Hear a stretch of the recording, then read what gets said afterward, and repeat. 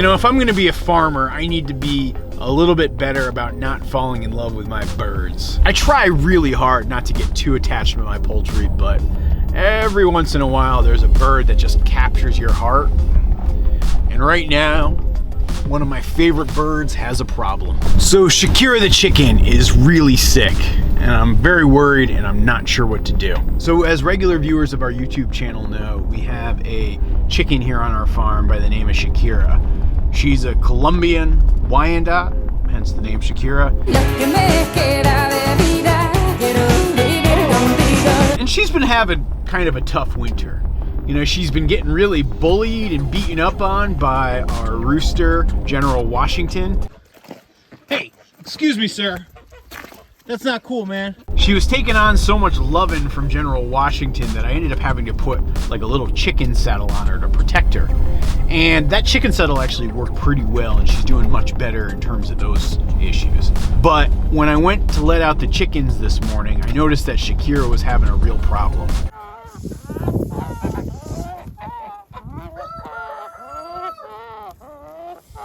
Her breathing was really heavy and labored and had this weird, like, cawing wheeze sound to it.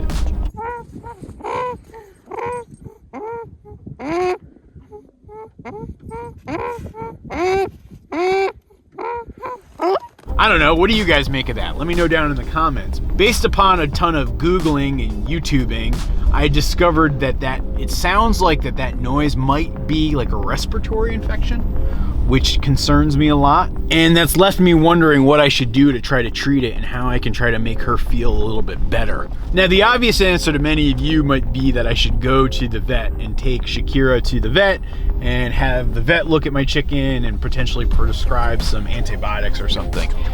And that's definitely a reasonable approach. But generally speaking, I don't try to take my poultry to the vet.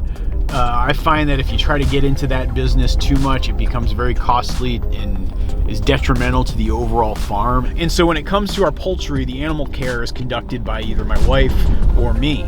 And so I began doing more Googling to find out what I should be doing to treat a respiratory illness in a chicken. You know, it's basically the same behavior that many of us poultry owners will do as we look to try to figure out what's wrong with our birds and how we can help them. And so I got to Googling. You know, definitely people pointed to antibiotics as a way to treat respiratory issues. But then I also noticed that there were a lot of people singing the praises of this substance known as VetRX or VetRX, or I don't know how you pronounce it, vet prescription maybe. I'm gonna call it VetRX. They basically said it was like Vicks Vapor Rub for chickens, and you spread a little bit of it on them and they heal up very quickly. Now, part of me feels like that's a very dubious claim, because how can respiratory infections be dealt with by like menthol oil or something? And so, I don't know, but at the same time, I've actually even texted a couple of friends who raise birds, and they've all sworn by this substance as well.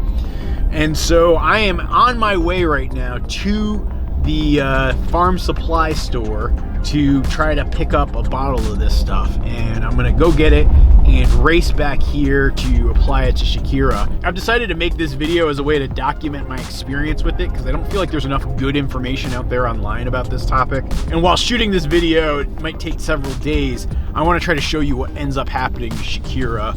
So stick with this one and you'll find out. My hope really is that she gets better, but we'll see. I guarantee you'll know the end of this one by the end of this video. As I got to my local farm store, I got to admit I experienced quite a bit of trepidation.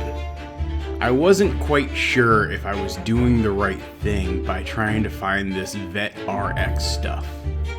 I mean, it was a cheap supplement you find at the farm store, and when you look at the ingredients, it didn't seem like there was much to it, so that had me worried. As I walked out of the store and headed home, I wasn't quite sure if I was making the right decision. As I mixed the solution in with water, because you're supposed to take the solution and mix it with some hot or warm water. I went with really hot water because I was going to be bringing it outside. I wanted it to stay hot. It smelled exactly like Vicks Vapor Rub.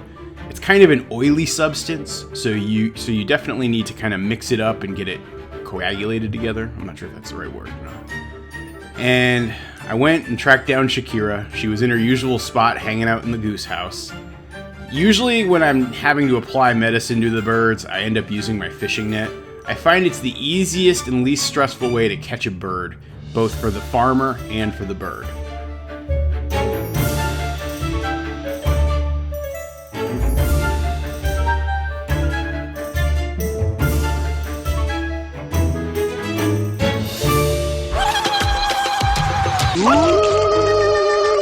Applying the VetRX is pretty simple and straightforward. You're supposed to rub it liberally around their neck. You should put it around their mouth and their beak and their nostrils. They also suggest that you put it like underneath their wing because, you know, as chickens sleep, they typically tuck their head underneath their wing. And so that's a good way to apply it as well. The hardest way to apply it though, which they also suggested and I ended up trying to do, they suggested that you try to get your bird to drink it, like put it down its throat. This probably would have been easier if I had a medicine dropper and I like just opened up her mouth and dropped it in. But instead I tried to waterboard her and eventually she did take a couple sips of it, even though she definitely didn't seem to like the taste of it at all. But it did get applied, and once that happened, I just kind of let her do her thing and hope for the best.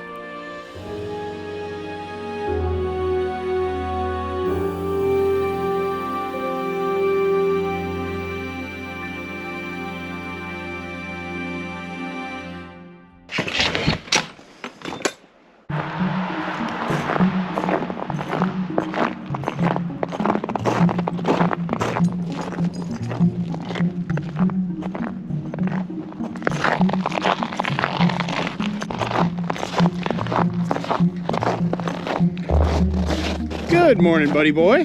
How's it going? How's my puppy dog? How's my puppy dog, huh? Get out of the way, get out of the way.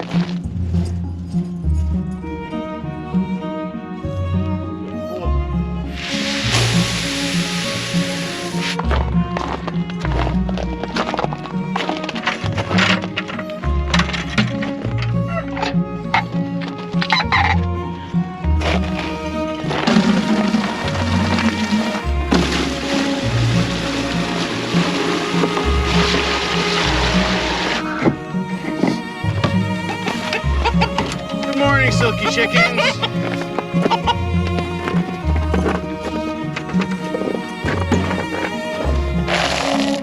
How are you boys doing? Good?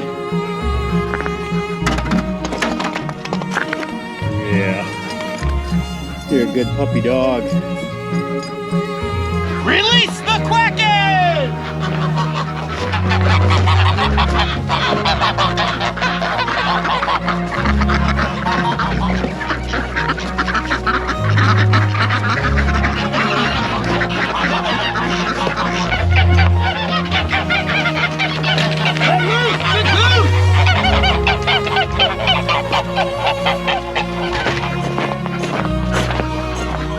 Let's do a quick check of the egg count.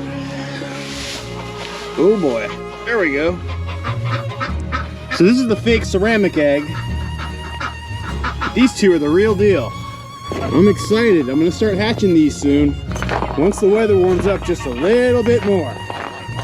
But I know the thing you guys actually came here for this morning was to see the chickens and check on Shakira the Chicken and see how she's doing. And well, morning chickens. There she is. How's it going, Shakira? How's it going, sweetie? Huh? Don't be scared of those fighting goose. So yeah, Shakira the Chicken is doing really, really well. I applied that VetRX stuff for about 2 days. So I did it the day that you saw it, and then I applied it twice more the next day. And really, by the time I put her to bed that next night, she was fine, like pretty much back to normal. She sounded like it, at least. You know, I meant to say this the other day, but part of my reluctance when it comes to using antibiotics is, you know, one of the whole reasons that I raise my own chicken flock here is because I don't want to have to expose myself to eating food that's raised with antibiotics. And so I'm not using antibiotics on my chickens just for that purpose.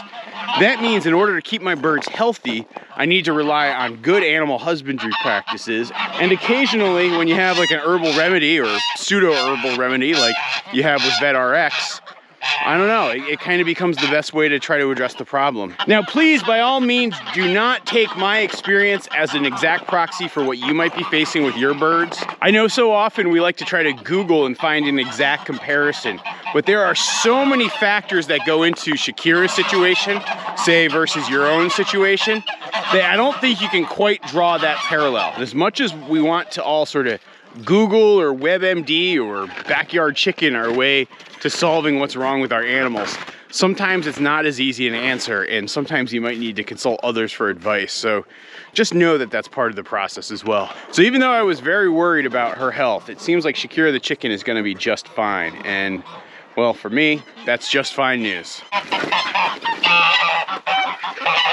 You know, I do feel like I should also be talking about another mistake I made in this process, where I probably should have taken some time and separated Shakira out from the rest of the flock. You don't know if that's going to be something that could be potentially spread to the other birds, and I probably should have separated her. My challenge right now is I just don't have a good, like, animal hospital shelter for them, and we really try our best not to keep birds in the house. They just make a freaking mess.